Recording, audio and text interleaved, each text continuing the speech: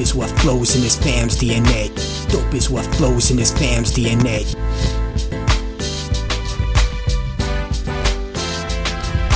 What's good, everybody? Welcome to Dope Interviews, brought to you by the mighty 19 Media Group. I'm your host, Warren Shaw. It's season 6 and our first episode of 2024, and we continue to bubble here on Dope Interviews. It's great to be back.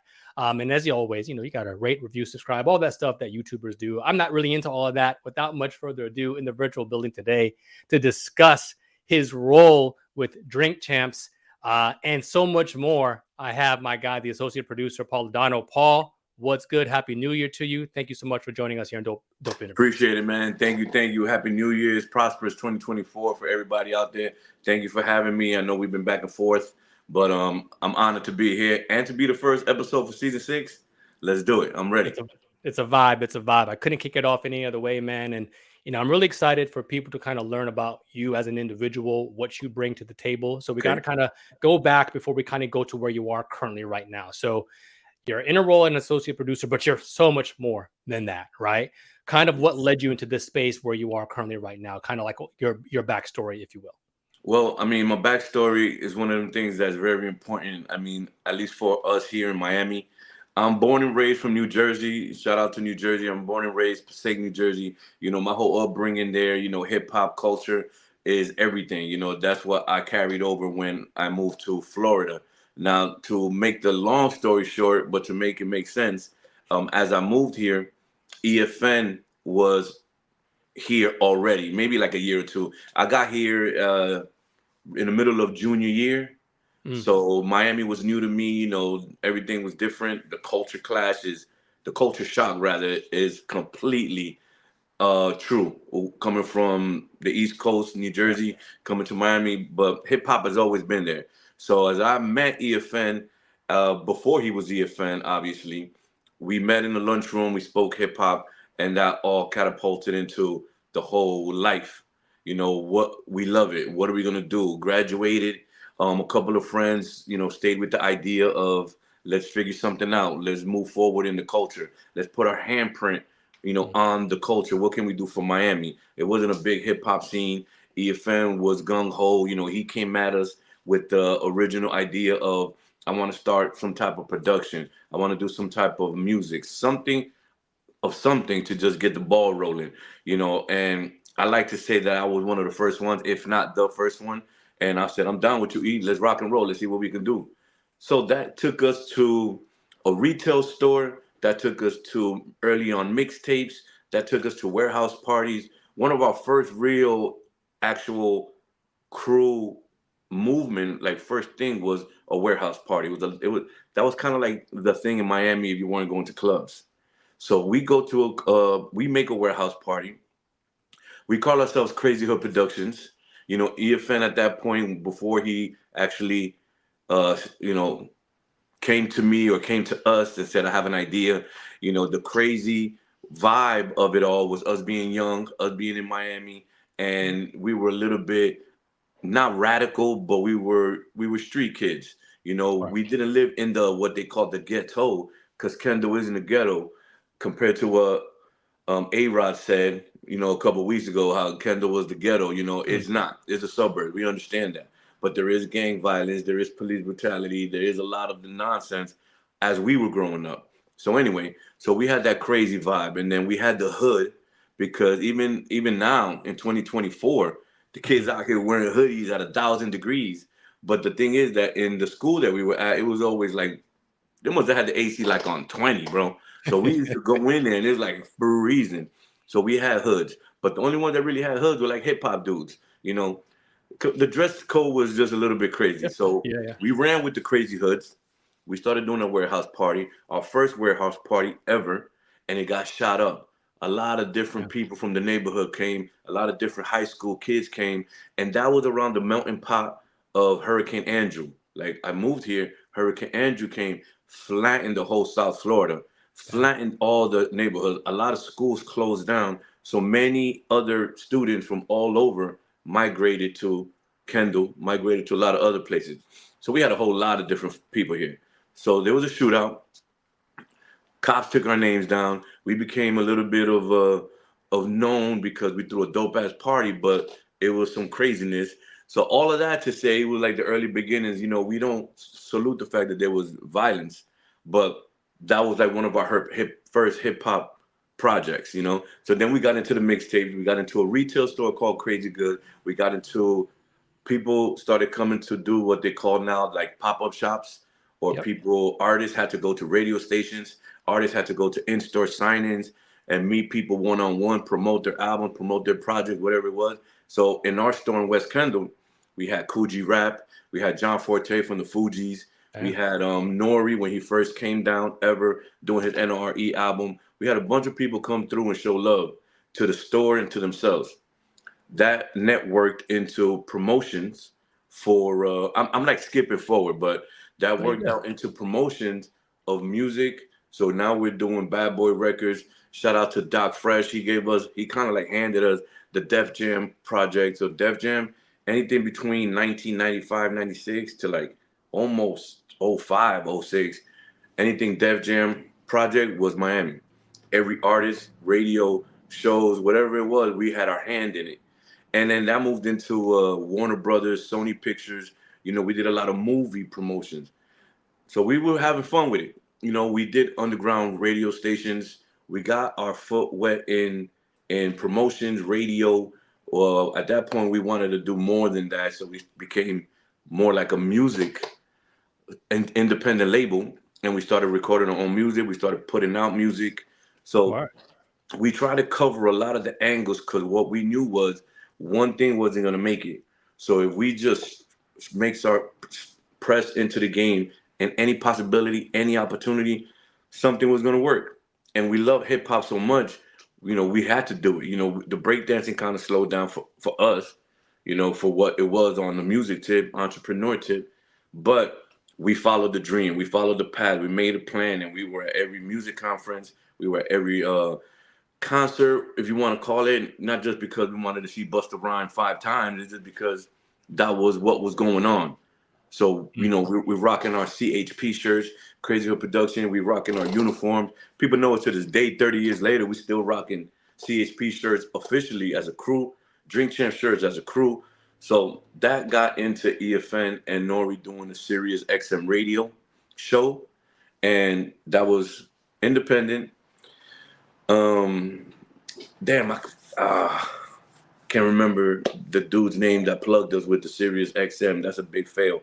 I mean, salute to him, but he was Word. able to get us the show on his line, on his online, and it was the Crazy Hill Military Raw Radio. So that's an early EFN, early Nori collaboration. And when Sirius XM merged, when Sirius and XM merged, a lot of shows got Mm. cut, and they kept our show. We rocked for a little bit. If you listen to it now, it is exactly what Drink Champs was. What Drink Champs is. But So this is wait. So what was the first name of it? Crazy Hood Militainment Raw Radio. God dang. That was the name of it. Wow, that's a long ass time So ago. Crazy Hood obviously is EFN The and brand. myself and us. Yeah. Militainment was Nori. Militainment Entertainment was Nori's you know crew, his music venture, and then Raw Radio was just us being us because it was on censorship. It was one of the first times that online radio was happening. Mm-hmm. It was online radio. It wasn't FM. You could say what you want to say. You could do what you want to do. So we took it all, and it was like Crazy Hood Military Raw Radio. And the funny thing is, if you listen to some of the Drink Champ episodes now, when Nori's doing the intro, sometimes it still slips. He said, "This is NRE, Crazy Hood Military Raw Radio, Drink Champ Happy Hour." Like, it's funny because that was what we did for a couple of years. So then Nori went on tour. EFM became a manager to one of the best groups you ever heard here in Miami called Mayday. Mayday Music. Shout out to Mr. Burns and shout out to Recognize, one of the best talents out here killing it. Nams does the congas. They do a great job. They signed to Tech Nine. So Dang. yeah, it was a lot going on, and we were involved with a lot of it. So it's a blessing to be there. EFN always had his hands in something, and us being a crew, we're there. A lot of people give love to E, saying that the crew is real loyal, and we are because he's our brother. But the way the movement happened, if Drink Champs didn't happen, CHP was still moving with mixtapes, was still moving with parties, promotions. We dropped a Garcia album, like 2, 3 albums, and Garcia now is a video. He's an MTV Video Music Award winner. You know, he won last year. You know, Heckler, the all like we still pumping out projects. So when EFN got the lead with Nori on Drink Champs, we regrouped. All right, we got something here. Let's see what it is. Nobody knows what it is. We don't know what podcast is. You know, we're a bunch of hip hop dudes that we just know microphone on stage and let's do what we do. Mixtape freestyles. So with the whole podcast situation, we all learned as we went on. You know, so Nori is a blessing to us. You know, he's a dope legend in hip hop. We love him to death. Sure. You know, his character, his ability, his persona is ginormous. You know, the industry shows him love, and we met early on in his promotion years. So that brotherhood with him and EFN is super tight, and then we're crew. You know, so whatever happened with EFN, the love was always there because we never changed faces. You know, like if EFN rocking with nine, 30 years later is the same EFN rocking with nine. So that stability always showed discipline, dedication, and trust amongst each other. So when Drink Champs came along, let's do what we do. Let's go in there and just see what happens. So, you know, that story goes on to a homie named Godfrey. Godfrey had a Gamer Tag Radio podcast. He was early in podcast, excuse me. Sure. Early, like let's just say by the time we were just doing demos for podcasts, he was already winning an award for like Hall of Fame podcasts. You know, so he's been in the game doing video games and all of that. So he was in there with CBS. He kind of threw an idea at EFN early on and was like, "You guys should do podcasts, man. You know, it sounds funny. You guys have a great, vibe. You never know." So that conversation led into E asking Nori or bringing it up to him like, "Hey, what about podcasts? Are you familiar with it? Or not even familiar with it? Are you? Let's do a podcast. This is what it is. Blah blah blah." Nori kind of didn't understand at first. You know, this is documented, so I'm not saying anything that's crazy. Nori didn't understand what that meant. We also didn't completely know what it was, but we figured out, let's try it. You know, it took almost 2 years, 3 years before Nori did an interview and understood the concept, understood the formula. He came over, he told E, I think I'm ready. I think we could do it. So as Crazy Hood, we regroup, we plan, let's do what we can, hands on deck, whatever task is needed, whatever project is needed to make it all work. Whoever's available, come through. Whoever's not available, we understand. We got lives. Some of us got kids. Sure. It's a 24/7 situation. So let's just be alert and be ready. So Well, a lot of us. hold on, Paul. Let me ask you this real quick Go ahead, question. go ahead. My bad. Go ahead. No, you good. So All right. did it? So from the serious days, so did you all end up having to take a break because Nori went on tour, and then kind of like you said, kind of regrouping, or was it seamless Well, from Sirius the way, XM and then into to Drink Champs?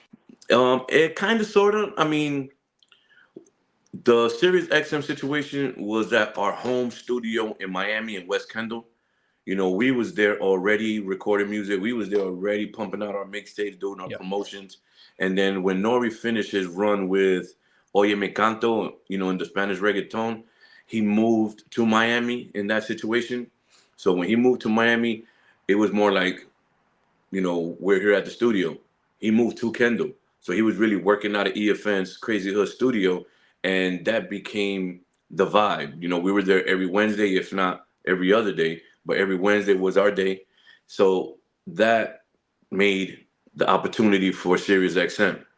Now, after 2 years, maybe 2.5 years of doing Sirius XM, it was basically like a scheduling. Like Nori was going on tour, whether he got booked or it was part of his promotional tour for the following album he did. He had to go on tour. So yeah, you could say we kind of like didn't pause or we kind of took a break, but at the same time the movement was evolving. So we did the Sirius XM radio, and then the next part of the journey for Nori and for EFN or Crazy Hood was just that part what evolved into, okay, it kind of like ended, so let's just get on, keep it moving, let's just keep the ball rolling. That was basically it. Good stuff, my G. Again, we're chatting with Paul Londono. Make sure you follow his new situation going over at Drink Champ Sports. We're going to be right back after this break, talking a little bit more behind the scenes with Drink Champs here with my guy Paul. Be right back. Are you ready to step up your style without compromising the planet? Introducing the exciting partnership between Blueview Footwear and the 19 Media Group Network. Just visit bit.ly/Blueview19 to start your sustainable style journey. Our friends over at Blueview Footwear are renowned for introducing the world's first fully biodegradable sneaker. By using plant-based plastics, they are leading a revolution in cleaner materials and manufacturing. They have sleek and contemporary styles that cater to a wide range of tastes. Blueview Footwear believes that fashion and sustainability can coexist harmoniously. Explore their incredible collection of eco-friendly footwear by visiting bit.ly/Blueview19. If you let us know you made a purchase, we'll shout you out on our next show. Again, just visit bit.ly/Blueview19 today, and you'll see the ultimate collaboration of fashion, sustainability, and media excellence. And we're back here in Dope Interviews. Again, we're chatting with Paul from Drink Champs. Paul, great stories here as you're discussing kind of the iteration and the migration, if you will, of the Drink Champs brand. I want to get into a little bit of the behind the scenes here, then obviously move into the new situation that you have going on with Drink Champs Sports, which is such a positive movement. But our fans and listeners always kind of want to know. So some of these questions, I'm sure you've been asked a million times before. But, you know, if there's anything that you can bring to the situation for our fans and listeners that they haven't heard or may not have known, like what's a typical day like for you in production? How much are you and EFN and Nori involved in the booking of the guests? Or is it like there's a crew who does that kind of now? Like, what's your role in the day-to-day production of Drink Champs? Well, I mean, as I earlier stated, to be all hands on deck, you know, is really like an open opportunity. You know, we do pinpoint some people to take care of some task. If we're out and about, whether as a crew or solo, you know, we come across somebody that says, you know, such and such. Let me give you an example. Pharrell Williams want to get on the show. Not per se those words, but you know, just anybody. Yeah. Then we bring it back to the table. You know, we bring it back to EFN and Nori. At the end of the day, they're the ones that are gonna nod on who's coming in, who's coming out. You know, through the proper channels, we can't agree to everybody to come through. So there's some people that we do want to come through. They haven't been able to come through, but the task at hand has to be handled. So if I can't do it, somebody else would do it. A daily production day, you know, we on the group text, you know, the info goes out, whether it's from E or Nori, you know, this is what's going on, this is an idea, you know, who's available, what can we do? And then we're all ready to go, guerrilla unit style. You know, that's how it first started, whether it's with the director, the videographer, the photographer. Everybody has been able to fall in line with a position of what needs to be done for production, and we're all set. So as soon as the agreement goes on such and such day, such time, and we at this point, it doesn't even matter who the guest is. You know, obviously, we do want to prepare ourselves properly for every guest, but it doesn't really matter for us because they give us a time, the date. This is the idea of who's down, who could be there, or who can't. If you're not there, the ball's going to keep rolling. Somebody fills in your position, and you know, for me, you know, I get to be hand on hand with E. You know, when we show up, Nori shows up. You know, he has his part of the Drink Champs family or staff, family and staff. You feel me? We've been doing this for so long, and it's all at this point kind of like on cruise control because everybody knows what to do, what not to do. You know, I asked the director, I roster. I asked him, "You need anything from me? I'll go take care of it." I asked, you know, the Mr. Lee, you know, "Do you need anything from me?" I'm there. And if not, I'm working with EFN. Let's get this done. Let's put this together. Whoever's point of contact is for the guests, you know, you know, make that connection. Everybody that shows up on time, and make sure the camera guys are good, make sure the guests are good. And it sounds a lot less than what it is on hand when we're actually on, but you know, we all get it together. We all put it together. Paul, let me ask you this, because I mean, obviously you've been in the business, been in the game for a very long time. Not everything goes according to plan, right? Right. So without, you don't have to necessarily, you know, badmouth anybody in terms of a guest or the case would be, but can you talk about a time where you're like, oh shit, man, that's not what we hope for at all, whether that be for the guest or like stuff that was happening behind the scenes, you know, something that you can share with our listeners. I'll give you a real thing about what we do. You know, every guest is unscripted. Every show is unscripted, so we're always prepared for what's gonna go left. what's not gonna happen. The oops, the ahs, the oh shit, we can't put that out there. But early on in the years, early on in the episode, we stood firm on we don't edit anything. Word. What you see is what you get. So by the time you guys see it, we already had swallowed that pill, quote unquote, and let's get ready for the next episode. But to anybody, to any of the episode, let me get pinpoint a good one. I tell you what, shout out to this is not really pertaining to the question, but it kind of is. I got you. Shout out to True Life. When we were doing our episode early, you know, Rick Ross would show up by himself or with a friend. Even Dane Dash showed up by himself. Even Jim Jones would show up with somebody, one or two people. We always had that type of vibe where it was personal and it was cool. And then True Life showed up one day, and True Life showed up for his episode. He was showed up with about 15, 20, 25 dudes. And that was a little bit overwhelming, like, whoa, okay, let's keep our eyes open, not because of any negativity or violence, just the fact that we weren't prepared for that. Or personally, I wasn't prepared for that. Because while Ian Nori's on a camera, on the table, and everybody's around there, we got to make sure that everybody else is fine. Make sure everybody else is good. So it's not really anything, quote unquote, crazy or out of hand, but it's every episode. You never know what's gonna happen. The Kanye episode was a little bit extra, but it was worth it. The Migos, rest in peace. The Migos episode was dope, and then the John Singleton, rest in peace. His episode was dope, but there's always some things that conversation leads to without anybody planning it. But we stand firm on the no edits, and we roll with the punches, man. That's what hip hop is. 1,000%. I mean, and the platform has done so well that it's transitioned out of just even the hip hop / music space, as you allude to. You get actors, entertainers from all walks of life on there too. So, but when you're as close to it as you are, right? I don't want to speak for you because you're still a fan of the genre, still a fan of the culture, Absolutely. so to speak, Absolutely. Right? So I don't necessarily know that you can be starstruck per se, but is there or have you been in a situation like, oh snap, we got X person to kind of come in and do the show? Yeah. Let me tell you something, man. We got I was kind of starstruck, to be real with you, when we did the Isley Brothers. When we did not for nothing, not to sound like corny like a fan, but when we did Master P and Redman, I'm from Jersey, so Redman, I've seen Redman perform dozens of times, but to see one-on-one, up close and personal, it was like, oh shit, that's pretty cool. But at the same time, we got to lock in, we working, like not to be crazy, but we just filmed a episode that hasn't dropped yet. I'm gonna give y'all an exclusive. Word. We did an episode with Grandmaster Flash. Oh, That's, for me, he's an icon in the culture. He's a pioneer in what we doing. He invented the, you feel me? Like, he invented all of that. Starstruck, bro. Starstruck. The episode hasn't come out, but I need y'all to lock in on that.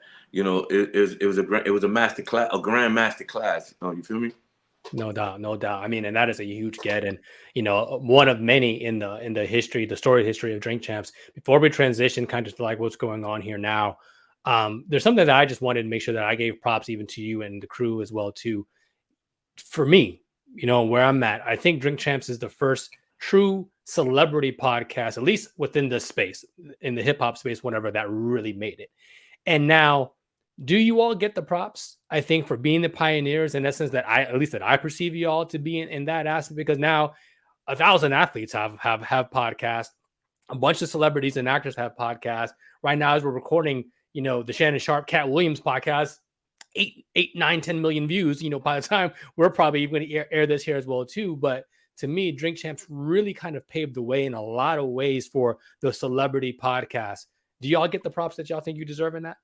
I don't think we deserve any props. I think we're just blessed to continue to do this, but we do recognize, and we have received, let's say, a BET award, salute. We have received that recognition on Best Hip Hop Platform. But I think the best compliment we received is how so many people have started.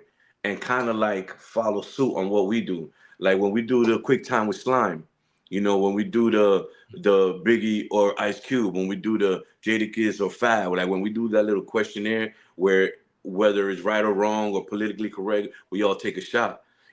Some people grab those clips and they're making their own version of it, in on YouTube. You know what I'm saying? Like, or other podcast show, if you pay close attention, they also have that vibe. So the compliment is that we see what we do in other shows. You know, are you familiar with Dave Ramsey?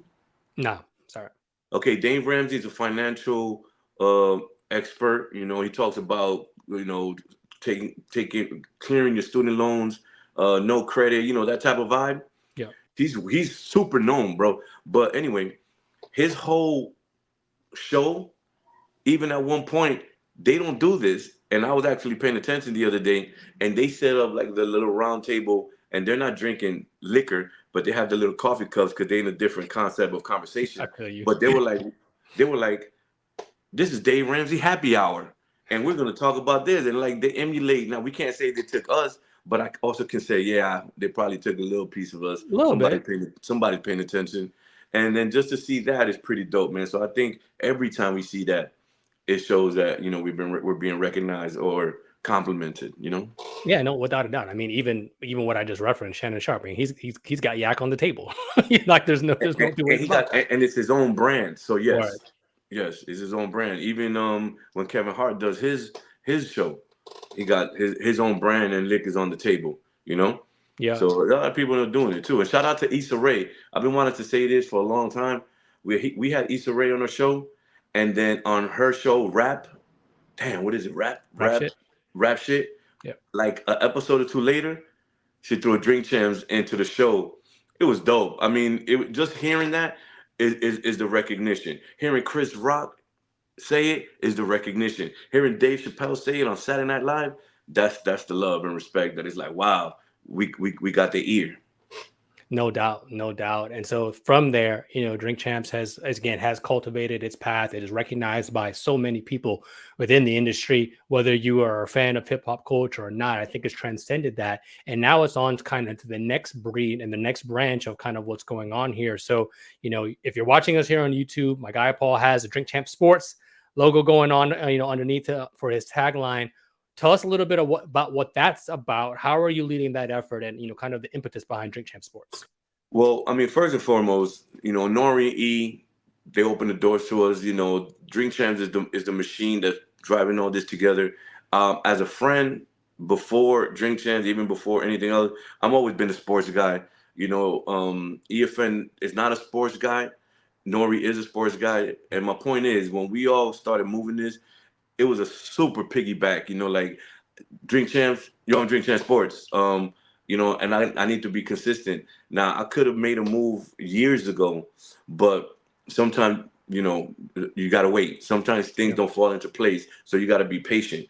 But during that time, EFN and Nori, they show love. I got to show them super respect. And as brothers, the love is there. So when we have any athlete, I got the phone call. My brother Sonny DBT sits with me, so we've been on every Lennox Lewis, Floyd Mayweather, Shaq, Al Harrington, any Lamar Odom. So that aspect of conversation has led me to say, okay, I think it's only right and respectful that I stand on my 10 toes and make a hard push for this. I'm not a professional athlete. So I can't speak on that locker room talk, like all the smoke, like the pivot, and like I am athlete. You know what I'm saying? I'm not an athlete, but the love I have for the sport, the fanship that I have, my upbringing playing sports and being involved, I carry that. And Drink Champs has given me an opportunity to speak on that and take the conversation of athletes where it's not just necessarily weed smoking or any type of negativity. Is more like a trial of tribulations of the athlete's perception, good, bad. Doesn't have to be all necessarily who scored the highest points, who got the most championship ring. It's more like their life story. It's not a 30 for 30, which makes it so available and opportunistic for me to be like, yo, let's talk. Let's make a great show. Let's talk on a different manner of speaking where you don't have to dress up with a shirt and tie. It's kind of like it is what it is. Shout out to Cam and Mace. You can be laid back and talk that sports shit. And me and Sonny D, we ready for it, man. We want to do the best, and we're gonna do it all. So with that, that initiative, and you and I were speaking, we met at or recently connected at an event a couple weeks ago here too. Yeah. And one of the things that really struck me about the initiative was truly the behind the scenes. It could be like the high school athlete who didn't quite pan out for whatever reason, and like, Right, hey, right, what right. is he or she doing now? So, what types of stories do you ultimately want to tell, and is there a specific lane where you want it to be at the collegiate level, high school level, pro level, or really just kind of encompassing all of it? For sports champs, for sports champs, what I like to say, the initiative is everything. What the sports angle of conversation leads to through a professional all the way down to an elementary type person as an athlete is that the tag that it has is sports is a distraction. People want to do sports participation trophies. Is all a facade. We got to focus on real things in life. Blah blah blah. And all that is true to an extent because what sports does at a young age it teaches you failure when you lose. It teaches you redemption when you want to get back to being the top athlete. It gives you execution on practicing every day and then applying that to a game. It gives you success. So at an early age, if you start sports at a young age, you learn failure, you learn success, you learn trials and tribulations, you learn that injury can set you back, your mental toughness and leadership, companionship, bonding, and teamwork. So sports gives you a big subjects Sure. that's going to sharpen your mental state and sharpen your personality as you grow up to be an adult. And for those that are lucky to be taken to the next level, whether it's college or professional, we want all those stories because even though we know the LeBrons and we know the Kobe's, rest in peace, and we know the Shaqs, there's a lot of people that didn't make it. Whether it was one game that they got hurt, whether a life situation of a family member that passed away and now they couldn't continue that story. So let's salute everybody. And for sports, I'm willing to talk to everybody. So it's all good for me. Paul, let me ask you this, before we kind of close out last few here. So if somebody wants to, how are you getting the stories now, right? So if I am a former athlete or I'm an athlete now, is it, hey, we reach out to Paul and say, hey, we want to be featured, or how are you more or less recruiting? Because again, you have the platform, if you will, obviously kind of piggybacking off of what's going on with Drink Champs. Now you have the Sports Champs brand as well, too. You know, I would imagine, as it continues to bubble, people are going to be like just banging down the door to want to kind of get their story told, right? But what is the best way, in essence, or how are you finding your stories that you want to put out there currently? I mean, in social media world and what we're dealing with now, emails work and Right. text messages work. If I come across you face to face, uh, DMs, I read them. I'm one of those guys that really get to the DMs and I interact with whoever is being respectful, right? Whoever's being serious, not just somebody that they want to sit in the set and watch the audience, but everybody wants to do that respectfully. So I find comb it with communication. I find comb it with polite persistence. Is it something that EFN and us created? He's heavy on it. I follow suit. Polite persistence. We could all be a street motherfucker. We could all be super locked in on being what we do. But I am in very. I'm in about 15 conversations right now of of athletes, and some of them are elite. Some of them want the plane ticket in the hotel, and some of them want the limo ride to the set, and I'm not there yet. You feel I me? feel That's you. something that I'm gonna give you 100%. Like Drink Chance platform, the set, that's locked in, that's working. Sports Chance, Paul, we're on the grassroots level. I'm being 100%. I want to build this up properly, but I'm not there yet on that level. And I have a lot of people that canceled on me because they want to be on Drink Champs. But that's not what this is. I'm not a hater. Those are my brothers. We gonna win regardless. Sure. So then that email gets fast forward to those guys, and then we get that situation going. So to me, whether you're emailing me, whether you're DMing me, whether I see you in the streets and I give you the phone number, we text and we build a conversation. It's all about following the schedule and being patient. You know, I'm gonna get it done. There's no doubt about it, Paul. I want to thank you so much. You are so gracious.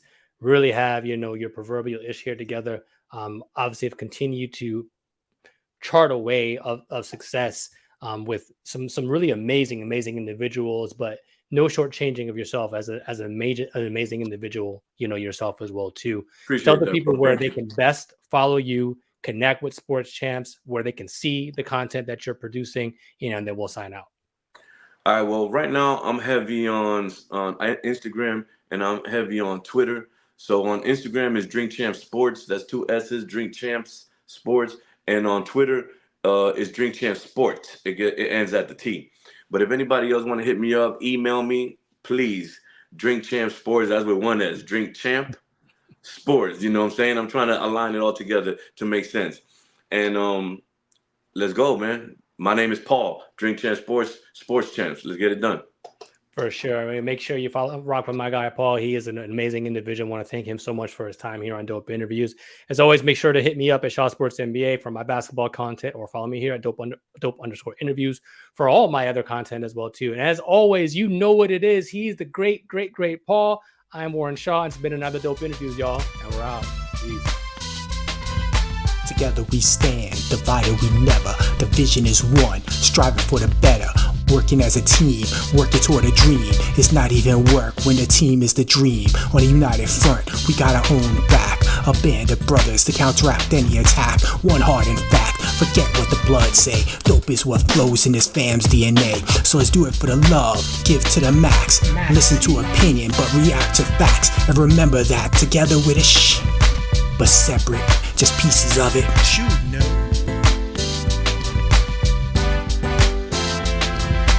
Dope is what flows in this fam's DNA. Dope is what flows in this fam's DNA.